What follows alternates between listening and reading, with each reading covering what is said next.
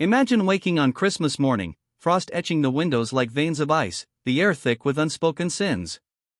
In the shadow of a grand white mansion, 23 souls, bound by chains, haunted by heaven's gaze, stand frozen, not in fear, but in fury.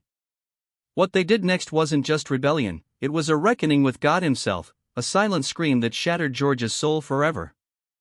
The mist clung to the Okone River like a shroud, twisting through the skeletal branches of ancient oaks that lined its banks.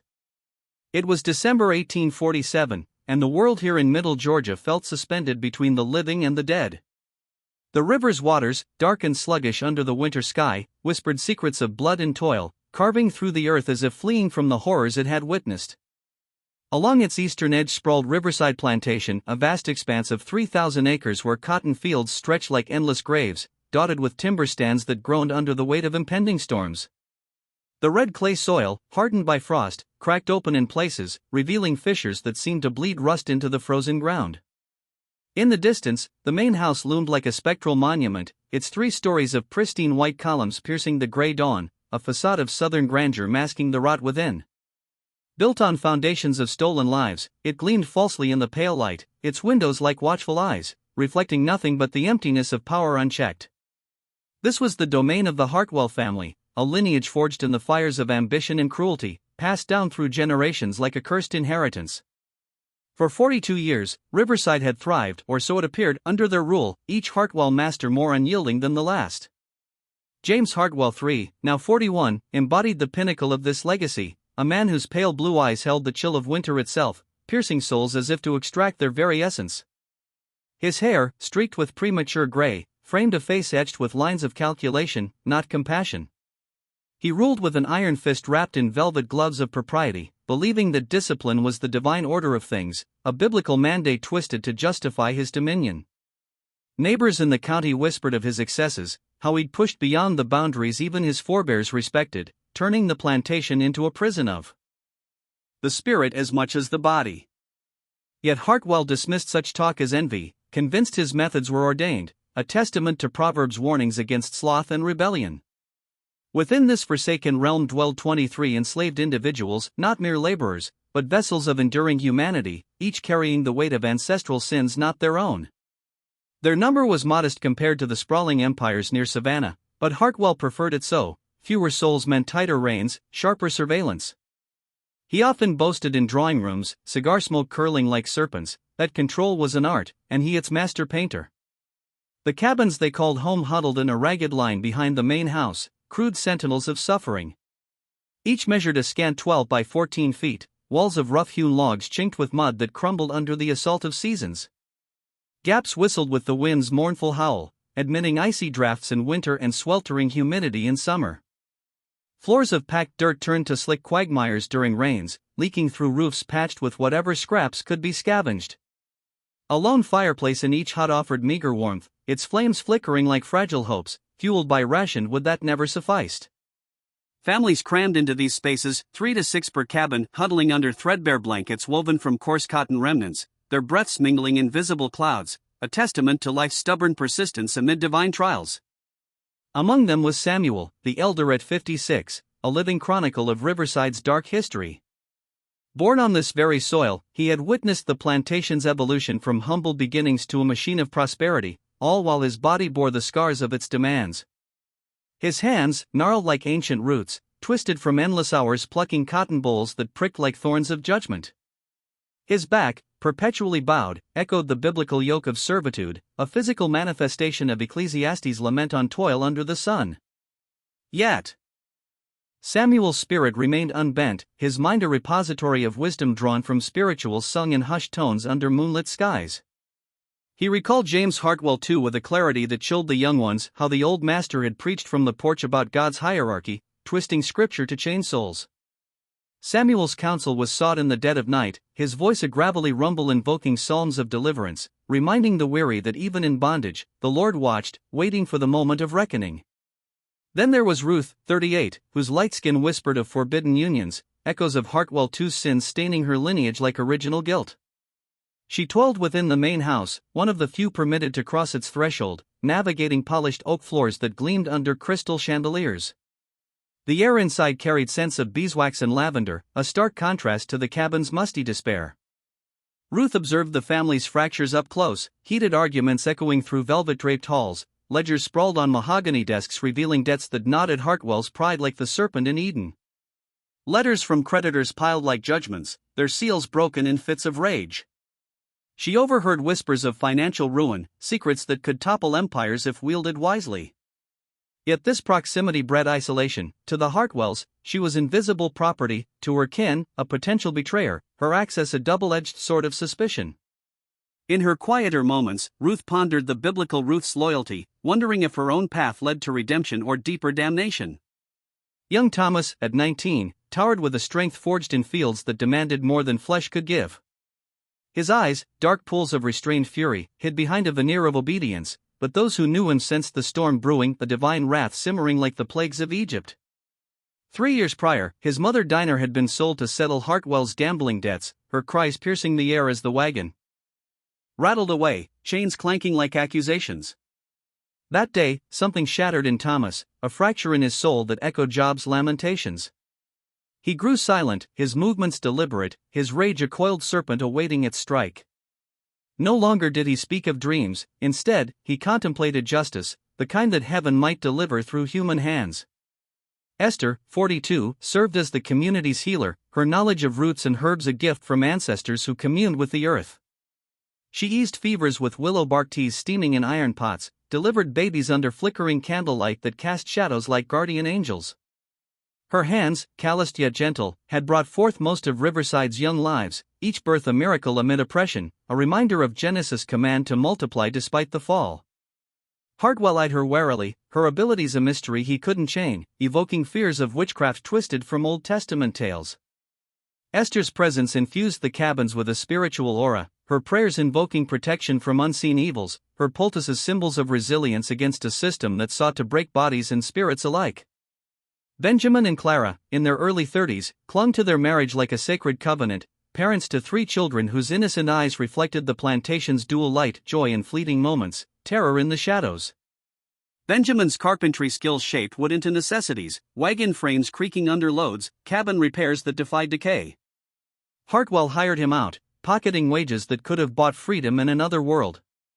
Clara alternated between field labors, her back aching under the sun's unrelenting gaze, and kitchen duties, where aromas of cornbread and stew mingled with the sting of overseers' commands. Their family intact was a rare grace, a biblical blessing amid separations that tore hearts like the veil in the temple. They whispered scriptures to their little ones at night, tales of Exodus and promised lands, fostering embers of hope in tender souls. Moses, 40, bore scars from a South Carolina hell, his back a map of lashes like Christ's stripes, silent testimonies to survived atrocities. Purchased 5 years ago, he arrived with a weariness that spoke volumes, his eyes haunted by memories of uprisings crushed under Boothiels. He labored with quiet efficiency, his strength a pillar for others, gradually earning trust in this new exile. Moses pondered the Psalms' cries for deliverance, his reticence a shield against further pain, yet in moments of vulnerability, he shared visions of a God who avenged the oppressed. Lily, at 16, bloomed with a beauty that invited peril, her features soft under the harsh light filtering through cabin cracks. Her mother Sarah, 34, guarded her fiercely, eyes scanning for threats from the main house, where desires lurked like tempters in the garden. Sarah's body, worn by field work, blisters forming on palms like stigmata, carried the constant dread of a mother's vigil, praying for angelic protection in a world devoid of mercy. Jacob, the blacksmith at 50, hammered iron in his forge, the clang of metal on anvil a rhythmic prayer, sparks flying like divine sparks of creation. His powerful frame, muscles corded from years of toil, crafted tools essential to the plantation's machinery, horseshoes echoing on paths, hinges creaking on doors that locked freedoms away. Hartwell recognized his indispensability, granting slight concessions that Jacob wielded like subtle levers, mindful of the dangers in overreaching. In his mind, he drew parallels to Tubal-Cain, the biblical forger, wondering if his skills could forge paths to liberation. The remaining souls, Hannah, Daniel, Elijah, Rebecca, Nathan, Grace, Joseph, Martha, Abigail, Caleb, each etched their own narratives into Riverside's tapestry. Ages spanning 14 to 56, skills from field hands bending over rows like penitents to artisans preserving fragile dignities. Hannah's quiet sewing mended not just cloth but frayed spirits. Daniel's stories around the fire evoked oral traditions of Exodus. Elijah's strength and the gin house symbolized enduring faith amid mechanical cruelty. Rebecca tended gardens that bloomed defiantly, symbols of Eden reclaimed. Nathan's youth held untapped potential, eyes wide with unspoken questions. Grace sang hymns that floated on the wind, invoking heavenly choirs. Joseph repaired fences that confined but dreamed of breaking. Martha's cooking nourished bodies while her wisdom fed souls. Abigail's care for the elderly mirrored filial piety. Caleb, the youngest, represented innocence on the brink. United by Hartwell's tyranny, their shared ordeals wove a bond stronger than chains, a communal spirit awaiting its Pentecostal fire. James Hartwell III himself was a study in contrived authority, his medium build cloaked in fine linen shirts that whispered of ill-gotten wealth. His gaze, cold as the river's depths, dissected people like specimens, seeking weaknesses to exploit. Inherited at 23 after his father's stroke, a sudden judgment, some whispered, he amplified the plantation's efficiencies, impressing peers while disturbing consciences. Discipline was his gospel, schedules etched like commandments, punishments swift as divine wrath. His wife Margaret, 36, from Savannah's elite, bore the marks of faded beauty, her once vibrant eyes dulled by complicity.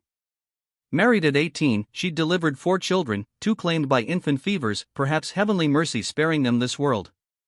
The surviving son, 12, and daughter, 9, played in manicured gardens, oblivious to the shadows. Margaret managed the household with detached precision, viewing the enslaved as extensions of furniture, her upbringing blinding her to their humanity, a sin of omission weighing heavy in spiritual ledgers. Overseer Dutch Keller, 35, resided in a modest dwelling on the property's edge, a transplanted northerner chasing southern fortunes. His businesslike demeanor masked a core of indifference, whip coiled at his belt like a serpent ready to strike. He preferred mind games, threats lingering in the air like smoke, to constant brutality, but when unleashed, his lash drew blood with precision, echoes reverberating like thunderous rebukes. The winter of 1847 descended like a biblical plague, early frosts blackening cotton bolls in October, a harbinger of ruin. Hartwell's heavy borrowings amplified the loss, debts clawing at his facade like thorns in Christ's crown. Irritability festered, manifesting in extended hours, slashed rations, revoked privileges. Exhaustion blanketed the cabins, bodies moving like ghosts through fields, injuries multiplying, a crushed hand in the gin's jaws, screams piercing the air, a gashed foot spilling blood onto soil, strained backs collapsing under burdens. Esther's remedies, herbal infusions steaming in clay mugs, offered solace, but true healing demanded rest, a luxury forbidden, evoking the Sabbath's ignored command. Psychologically, the toll mimicked spiritual desiccation, hopelessness seeping like poison into wells. Whispers of those who faded away, souls surrendering without visible ailment, evoked fears deeper than whips, suggesting the spirit's fragility, a warning from Ecclesiastes on vanity and despair. Christmas at Riverside mocked the holy day, no respite granted as on neighboring plantations. Hartwell deemed idleness the devil's workshop, fearing gatherings that nurtured humanity. Instead, work persisted, a meager extra portion the soul nod to Yuletide, a policy drawing neighborly censure but Hartwell's defiance. On Christmas Eve, under a setting sun casting elongated shadows like accusing fingers, Hartwell summoned all to the yard. Frost nipped at exposed skin, breath fogging the air. From porch steps, elevated like a false prophet, he decreed no rest tomorrow, instead, clearing a new field, brutal labor in biting coal to offset losses. Demands detailed, axes biting into brush, rocks heaved from earth. Soil turned under gray skies. Shirking invited severe retribution, his voice slicing the chill. Dismissed without dialogue, the group dispersed, silence heavy as lead. That night, under starlit heavens twinkling like distant promises, a transformation stirred. Cabins flickered with low lamplight, figures slipping between doors despite frost's bite. Samuel's tales revived ancestral resistances, subtle defiances preserving dignity, invoking unity as in Acts' early church. Ruth disseminated secrets, Hartwell's debts, family frailties, ammunition for the oppressed. Thomas's rage cooled to strategy, rejecting violence for wiser paths. Esther discerned the brewing storm, her healer's intuition sensing pivots toward courage. Benjamin and Clara fortified their family with whispers of enduring bonds. Moses cautioned against bloodshed, scars bared under candlelight, advocating cunning over force. Jacob spoke of withdrawing cooperation, shattering illusions of control. Debates ebbed and flowed, fears voiced, angers vented, until consensus crystallized, nonviolence stand. On dawn's bell, they'd assemble but refuse work, silent, unmoving, a living testament to humanity, forcing confrontation without provocation for massacre. Risky, yet dignified, echoing Gandhi's future salt marches or Christ's passive resistance. One by one, commitments sealed in prayer, community forged in fire. Midnight frost glittered like shattered halos, main house slumbering in ignorance. Christmas dawn broke in ethereal gray, fields frosted like manna turned bitter. Cold stunned like judgment, breaths clouding visions. Bell delayed by Keller's lapse, but all awoke vigilant, donning rags as armor, murmuring encouragements. Samuel's prayer invoked divine strength, unity in trial. At 5:30, the bell tolled, a summons to fate. Slowly, they emerged, forming a semicircle facing the house, silent sentinels. Keller sensed anomaly, demands unmet by responses, eyes averted in unified resolve. He pounded the door, rousing the household from holiday languor, unaware the divine scales tipped toward justice. The frost-crusted yard of Riverside Plantation lay bathed in the feeble light of a winter sun, its rays slanting through bare-limbed oaks like reluctant fingers of dawn. The air hung heavy with the scent of frozen earth and wood smoke, a brittle chill that seeped into bones and souls alike, reminding all of mortality's fragile hold. It was Christmas morning, 1847, a day meant for heavenly rejoicing, yet here it unfolded as a tableau of earthly torment, a semicircle of 23 figures, their breaths forming ethereal clouds that danced upward like prayers ascending to an indifferent God. Their faces, etched with the lines of endured hardships, held a serenity that bordered on the divine, eyes fixed on the grand White House where columns rose like false idols, gleaming falsely against the gray sky. No tools in their calloused hands, no murmurs from chapped lips, just an immovable presence, a collective embodiment of Job's steadfast endurance amid trials. James Hartwell III burst onto the porch, his boots thudding against the weathered planks like the hammer of judgment. His nightshirt hastily tucked into breeches, hair disheveled, he halted at the sight, a vision that would sear into his memory like brimstone. The flush of rage crept up his neck, veins pulsing like rivers of fire, his pale blue eyes narrowing into slits of fury. This was blasphemy against the order he worshipped, a challenge to the biblical hierarchy he twisted to sanctify his rule, masters over servants, as in Ephesians, but devoid of mercy. He bellowed, his voice cracking the morning stillness like thunder from Sinai, demanding they disperse to the fields, axes in hand, to carve out the new acreage that would redeem his debts. Threats poured forth, lashes that would strike backs like Christ's scourging, rations slashed to starvation's edge, sails to the infernal depths of the deep south where plantations swallowed souls whole. Echoes bounced off the cabin's rough-hewn walls, fading into the distant cotton fields where bowls hung like forgotten sins, blackened by frost. Yet the 23 remained as statues carved from the red clay itself, their silence a profound weapon, more piercing than any cry of rebellion. It was the quiet of Elijah's cave, where God's voice came not in wind or earthquake, but in stillness, a divine hush that unnerved the mighty. Hartwell's anger swelled, a tempest of the flesh against spirits unbroken. He singled them out, his finger jabbing like an accuser's. "Samuel, you ancient fool, born on this land, speak. What madness is this?" The elder's gnarled hands stayed clasped, his bent frame a testament to decades of toil, eyes holding the wisdom of psalms recited under starlit skies. Silence. "Ruth, you who've polished my floors and heard my secrets, betray this folly." Her light skin flushed faintly under the cold, but her gaze remained steady, a mirror reflecting back the guilt of generations. Silence. "Thomas, you simmering boy, is this your vengeance for your mother?" The young man's tall form trembled imperceptibly, his masked rage now forged into resolve, like David's sling against Goliath. Silence, absolute and accusatory, wrapping around Hartwell like chains of his own making. Margaret appeared at the threshold, her robe clutched tight, hair cascading like a veil of mourning. Her eyes widened at the scene, the yard transformed into a sacred ground of defiance, her husband's fists clenched like those of a fallen king. The air thickened with unspoken dread, the chill carrying whispers of wine through the gaps in cabin walls. She retreated swiftly, herding the children upstairs. Their small faces pressed to frosted panes, wide-eyed at the drama below. In her heart stirred a flicker of recognition. This was no mere labor dispute, but a rupture in the veil, where the oppressed invoked heavenly justice, echoing the exodus from Egypt's bondage. The children, innocent as lambs, sensed the shift, their breaths fogging the glass like omens. For 3 interminable hours, the impasse endured, the sun climbing higher, its weak warmth melting frost into glistening beads that trickled down like tears of repentance. Hartwell paced the porch, his boots scraping wood worn smooth by years of oversight, alternating fury with feigned benevolence. "Return now, and I'll grant mercy's better rations, a Sabbath's rest." His promises rang hollow, laced with desperation, like Pharaoh's concessions before the plagues intensified. Then threats renewed, families torn asunder, children auctioned like livestock, lives ground finer under the millstone of his will. He appealed to vulnerabilities, Esther's healing arts, Jacob's forge, Benjamin and Clara's precious brood, yet each plea met the void, a silence that amplified his isolation, making him the beggar in his own domain. Dutch Keller lingered at Hartwell's side, his whip coiled like a dormant serpent, hand hovering but restrained.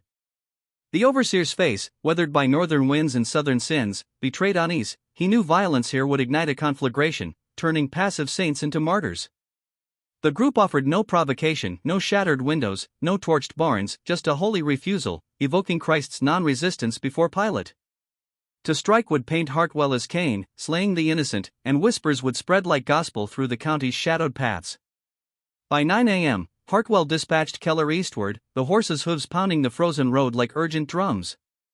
12 miles to the county seat, where Sheriff William Crawford savored a Christmas repast, roast fowl steaming on a laden table, family laughter echoing in a home warmed by hearth and privilege. Keller's arrival shattered the idyll, his breathless account painting a picture of eerie calm rather than chaos. Crawford, stout and graying at 52, rose with measured authority, his badge glinting like a talisman. 15 years as lawman had schooled him in runaway's desperation and minor uprisings' fury, but this? He summoned 3 deputies, sturdy men with rifles slung like crosses, and they rode back under a sky heavy with portent, the river's murmur a constant undertone of flowing time and inevitable change. Arriving past 11, Crawford dismounted, his boots sinking into the softened earth, surveying a scene that chilled his pragmatic soul. No barricades, no drawn knives, just 23 souls in quiet vigil, their presence a living parable of resistance. It unnerved him, this prefiguration of passive defiance, lacking the violence his laws were forged to crush. A man of his era, he valued order as divine mandate, yet preferred dialogue to drawn blood, his reputation built on tempered justice. Approaching with palms open, like a supplicant before an altar, he addressed the collective, "I'm Sheriff Crawford. Speak your grievances, what ends this?" Eyes met his, Samuel's wise, Ruth's knowing, Thomas's fierce, but lips sealed, a silence profound as the grave, forcing him to confront the humanity he enforced to deny. He pivoted, offering concessions, Christmas mercy, rest today, as God intended. Still, the void. Glancing to Hartwell, rigid on the porch, Crawford urged compromise, but the master spat refusal, no bargaining with property. The word hung like a curse, evoking the original sin of ownership over image-bearers of God. Crawford winced, foreseeing ripples, tales carried on winds to other plantations, seeds of unrest sprouting in fertile soil of despair. This wasn't rebellion, it was revelation, stripping bare the illusion of control. As noon waned into afternoon, neighbors converged, drawn by rumor like moths to flame. Robert Finch, lenient lord of Northern Acres, advocated yield, grant the day, James, avoid bloodstain. His plantation echoed with allowed joys, gardens tended freely, whips gathering dust. Thomas Gaines, harsh as Hartwell, demanded example, crush it, or we all fall. William Prescott, elder statesman, pondered deeply, 40 years I've seen chains bind, but this unbinding of will, it's unprecedented, a sign we must heed. Voices clashed on the porch, pipe smoke curling like incense in a divided temple, debating precedents that could unravel their world. The system, built on coerced consent, trembled at withdrawal's power, a spiritual strike against material tyranny. With the sun dipping, casting long shadows like elongated fingers of fate, an extraordinary pilgrimage began. Enslaved from adjacent lands, granted holiday reprieve, gathered at boundaries, silent witnesses, their eyes gleaming with shared recognition. Not joining, but affirming, their presence a chorus of solidarity, evoking the multitudes at Calvary, observing without intervention. Masters paled, sensing contagion, the idea of Dignity's claim spreading like wildfire through dry fields. Temperatures plummeted, frost reforming like crystalline judgments. From her vantage, Margaret directed sustenance, bread baskets and water pitchers placed in reach, a widow's mite of compassion amid conflict. Yet untouched they remained, the 23's refusal a fast of protest, bodies sustained by spiritual resolve. Deputies kindled fires, flames dancing shadows on faces taut with uncertainty.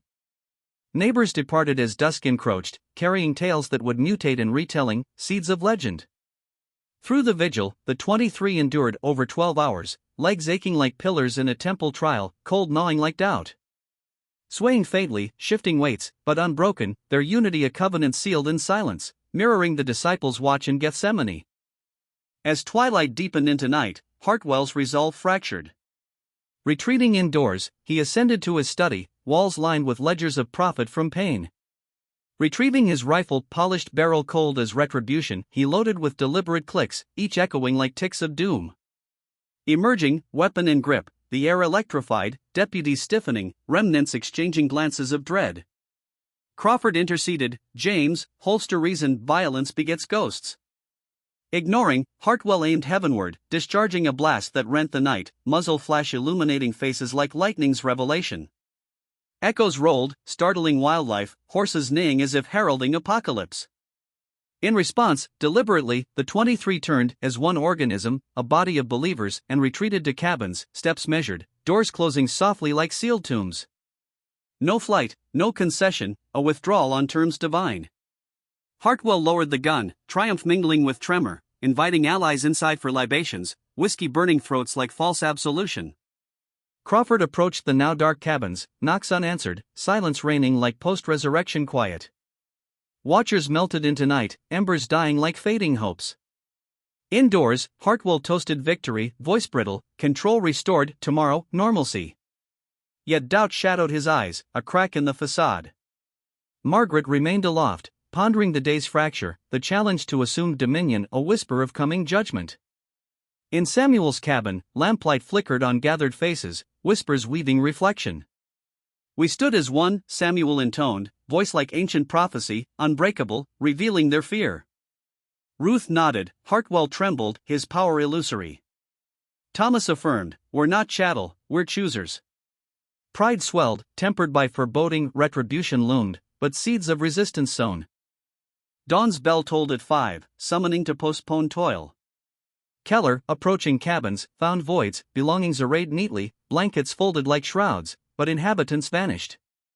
No tracks marred the frost, no signs of flight, just absence, profound as Elijah's chariot ascent. 23 souls, evaporated into ether, leaving Riverside haunted by their spectral legacy, a divine exodus, challenging chains with ethereal freedom. The plantation, once master of fates, now echoed with emptiness, a testament to spirits unbound. Dawn broke over Riverside Plantation like a reluctant judgment, the pale light filtering through frost-laced oaks, casting elongated shadows across the red clay that had drunk the sweat and blood of generations. The air carried the sharp bite of winter, mingled with the faint, acrid scent of wood smoke from dying embers in the main house. Dutch Keller's boots pounded the frozen ground as he raced toward the grand columns, his breath clouding in frantic bursts, heart hammering with disbelief.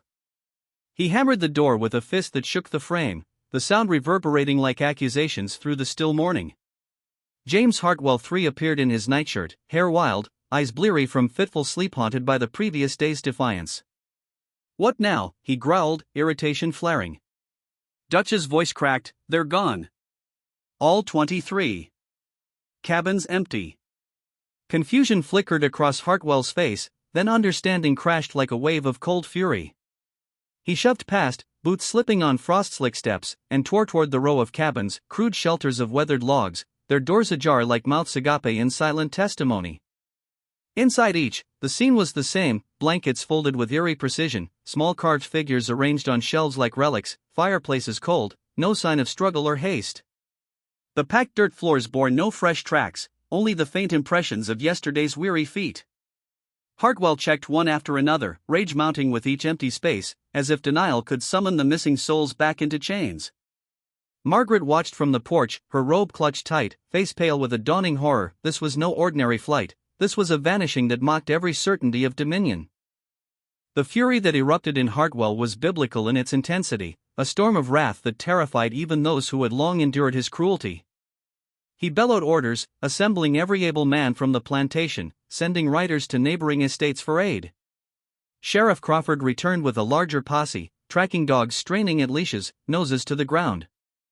The search swept the woods along the Okone River, its dark waters sluggish under ice, whispering secrets it refused to yield, the banks choked with brambles that tore at clothes like thorns of retribution. Roads to nearby towns were patrolled, river crossings watched. Nothing. The dogs, given scraps of clothing scented with the missing, circled the cabins in bewildered loops, tails low, unable to trace any path outward. It was as if the earth had swallowed them whole, a divine judgment echoing the plagues upon Pharaoh. Days blurred into weeks. Patrols multiplied, notices plastered in towns, detailed descriptions reducing lives to currency. Samuel, 56, bent back like a burdened prophet. Ruth, 38, light-skinned, house servant. Thomas, 19, tall and strong, eyes of restrained fire. Rewards offered substantial sums, tempting eyes in taverns and crossroads, yet silence answered. Cabins stood empty, doors creaking in winter winds, dust settling like ash on abandoned hearths, leaves drifting in like forgotten prayers. Theories spread like fever through the county. Abolitionists, some whispered, had spirited them via hidden routes, though Georgia's paths north were perilous, moving 23 impossible without trace. Others spoke of southern swamps, trackless marshes where fugitives vanished into mist and myth. Darker murmurs hinted at murder, bodies concealed in unmarked graves, but no motive, no evidence emerged. Hartwell's obsession consumed him. He poured fortunes into professional catchers, investigators chasing phantom leads to dead ends. Nights found him wandering grounds, voice hoarse calling names into darkness, standing in empty cabins, fingering abandoned possessions as if they held answers. Margaret wrote desperately to his brother in Savannah. The visit left the sibling shaken, Hartwell thinner, eyes wild with paranoia, convinced of conspiracies shielding the vanished. Financial ruin deepened. 23 souls represented vast capital, debts from failed crops unyielding, insurance void for runaways. Productivity plummeted, borrowed labor costly, plunging him further into ruin. Then, late February, a discovery deepened the enigma. Farmer Josiah Perkins, clearing land 8 miles distant, unearthed a shallow cache near a creek, 23 small bundles, wrapped in cloth, tied with string. Inside, Samuel's carved wooden figure, refined over years like a talisman of endurance, Ruth's carefully stitched cloth remnant, Thomas's smooth riverstone, mother's parting gift before sale. Precious mementos, buried together. Why abandon what to find them? Why here, along searched routes, undisturbed? Reverend Elijah Thorne suggested ritual African traditions of burying objects to mark transitions, shedding old lives for new. Yet questions lingered. Why not carry these lifelines? Why collective burial, symbolic severance from bondage's soil? Hartwell fixated, visiting the site obsessively, staring at earth as if it mocked him. Excavations yielded nothing more. Spring demanded planting, he hired replacements, enslaved from elsewhere, free laborers uneasy in the haunted atmosphere. Leads came and failed, a merchant's Tennessee sighting of Quakers harboring escapees, false. A preacher's Alabama rumor, another dead end. Each disappointment eroded him, graying hair, aging beyond his years. The Civil War swept through, emancipation shattering the system. Riverside endured, diminished. Hartwell died in 1869, age 63, heart failure listed, but witnesses knew a slower death, 20 years of unresolved mystery gnawing his spirit. Margaret sold to the Pattersons, northern newcomers post-war, hiring freedmen for wages, rebuilding from ruins. In spring 1872, an elderly man arrived, Samuel, early 80s, back more bent, hands arthritic, yet knowledgeable of riverside soil. Hired for light duties, he became fixture, respected. 3 years later, summer 1875, a visiting neighbor recognized him, one of the vanished 23. Interest surged. Samuel agreed to speak, on his terms, gathering Pattersons, lawyer Marcus Brennan, journalist Henry Whitfield in the main house, same room where Hartwell once hosted witnesses to the standoff. By fireplace glow, December evening, exactly 28 years after that Christmas dawn, Samuel spoke, voice quiet but resonant, unveiling a tale of profound resistance. They hadn't fled. They'd hidden beneath Riverside itself. Forgotten cellars and narrow tunnels, dug by James Hartwell II during 1812. Fears of British invasion, concealed entrances in sheds, barns, under firewood piles. Largely forgotten, entrances blocked by debris, known only to a few in the enslaved community, passed down secretly. Samuel's mother had shown him as a boy, whispering of secret places for protection. He shared with trusted few over years. After the rifle shot Christmas night, retreat to cabins. Masked final decision, disappear without leaving. Preparations weeks in making. Ruth pilfering food subtly, Jacob tools, Esther herbs, Benjamin clearing cellars. They slipped underground in small groups through the night, silent as shadows, by dawn concealed beneath the searcher's feet. Why not flee? To witness the master's unraveling. To force him to taste loss of control. To affirm agency in oppression's heart. 3 months they endured cold, damp darkness, rationed supplies, daytime silence, waste managed carefully. Nightly forays for food, air, using house knowledge to avoid detection. Ruth guided, knowing creeks, routines. They watched Hartwell rage, search, fracture, feeling power long denied. The buried bundles, ritual farewell to old lives, transformation from property to choosers. Collective cash, location insignificant act mattered. Discipline absolute, partners, schedules, signals. Footsteps overhead, voices above, breath held, hearts pounding, yet undetected. Late March, searches waned, they departed gradually, 2 or 3 at a time, scattering to new lives, north via perilous routes, cities' anonymity, some returning later. Samuel guarded others' secrets, some deserved lives unburdened by one Christmas morning. He spoke because old, oppressors gone, truth deserved light. His revelation shattered assumptions, a testament to spiritual cunning, divine patience amid suffering, a haunting legacy of redemption through hidden defiance. The Atlanta Constitution's pages carried the weight of revelation in January 1876, ink still fresh when the story ignited like dry tinder across the South and beyond. Samuel's measured words, delivered by firelight in the same grand room where James Hartwell had once hosted uneasy neighbors, now reached printing presses from Savannah to Boston. Skeptics scoffed at first, too fantastical, they claimed, a tale woven by an aged mind or fabricated for attention. Yet the physical evidence silenced most doubters. Investigators descended upon Riverside, prying up floorboards in forgotten sheds, shifting dust-covered firewood near the old forge, revealing concealed hatches that led downward into narrow tunnels of red clay. The underground network stretched beneath the main house and outbuildings like the veins of the earth itself, dark, damp passages built during the War of 1812 as refuges for valuables against imagined British torches. Concealed entrances, some still bearing faint marks of careful maintenance, opened into storage cellars where makeshift beds of layered blankets lay moldering, empty tins bore traces of pilfered cornmeal, and scattered personal relics matched descriptions from 28 years prior, a worn riverstone, a carved wooden figure smoothed by reverent fingers. The air down there still carried the faint, musty scent of long confinement, a subterranean cathedral where faith and strategy had sustained 23 souls through 3 months of winter darkness. This was no mere flight from bondage, it was psychological mastery, a turning of the oppressor's fortress into his prison. The 23 had weaponized Hartwell's own arrogance, his certainty of control, transforming the foundations of his power into the stage for his undoing. They had listened to his nighttime wanderings above, footsteps heavy with desperation. His voice cracking as he called names into empty shadows. They had felt the tremor in the earth when search parties passed overhead, breath held, hearts pounding in unison, yet never discovered.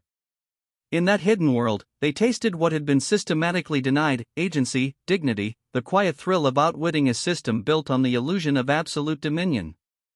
In spring 1876, Henry Whitfield sought out Margaret Hartwell Drummond in Atlanta, now remarried to a quiet banker, her life rebuilt in brick and civility far from the Okone's banks. She received him in a parlor scented with roses, her hands folded calmly, though her eyes carried the weight of decades. After long silence, she spoke softly, she had always sensed them. A book slightly askew on the shelf, its pages open to a passage on justice, a curtain retied when she knew it had been drawn, small portions of bread and cheese vanishing from the larder in amounts too precise for carelessness. She had confided her unease to James, only to be dismissed as feminine fancy. Now she understood, invisible eyes had watched from below, patient as Scripture's promise of reckoning. She described her husband's slow unraveling, the paranoia that shadowed every interaction, the suspicion that poisoned friendships, the fortune drained into fruitless pursuits. He had neglected fields, alienated kin, isolated himself in a mansion that grew colder with each passing season. By his death at 63, he was a hollow man, defeated not by lash or blade, but by the unbearable knowledge that his mastery had been mirage. Margaret's voice held no malice, only quiet sorrow for a life consumed by refusal to see the humanity he claimed as property. The revelation rippled outward, reshaping narratives in shadowed cabins and grand parlors alike. In black communities across Georgia, it became gospel of ingenuity, proof that ancestors had wielded intellect as sword, patience as shield, turning oppression's tools against itself without spilling blood. Elders whispered it to children by lamplight, a story of spiritual triumph where the meek inherited not just earth, but the power to unsettle the proud. In white circles, it served as cautionary parable, push too far, and even the silent may rise in ways that wound deeper than violence. Scholars would later argue its place in history, an outlier born of unique circumstance, or evidence of widespread, undocumented resistance. Plantation ledgers, court filings, masters' letters hint at similar shadows, unexplained slowdowns, vanishing supplies, an intangible unease that defied explanation. The Riverside incident challenged the dominant imagery of rebellion, Nat Turner's thunder, Underground Railroad's desperate flight. Those were real, heroic, costly. But most resistance was quieter, woven into daily survival, preserved songs, guarded family ties, subtle sabotage, and, in this case, a masterful vanishing that struck at the heart of control. Samuel lived 9 more years on the land he had once defied, tending soil that remembered his footsteps, his bent back a living testament to endurance. At 93, in 1884, he was laid to rest in a small cemetery near the old cabins, his stone simple, his name, his dates, and the inscription, "He stood his ground." The funeral drew both black and white mourners, voices mingling in prayer and remembrance, not just for the Christmas vigil, but for the courage to return, to live out final days on haunted ground, transforming pain into quiet victory. The plantation changed hands through decades, tunnels sealed in the 1890s as unsafe relics, main house modernized until original bones were hidden beneath new plaster and paint.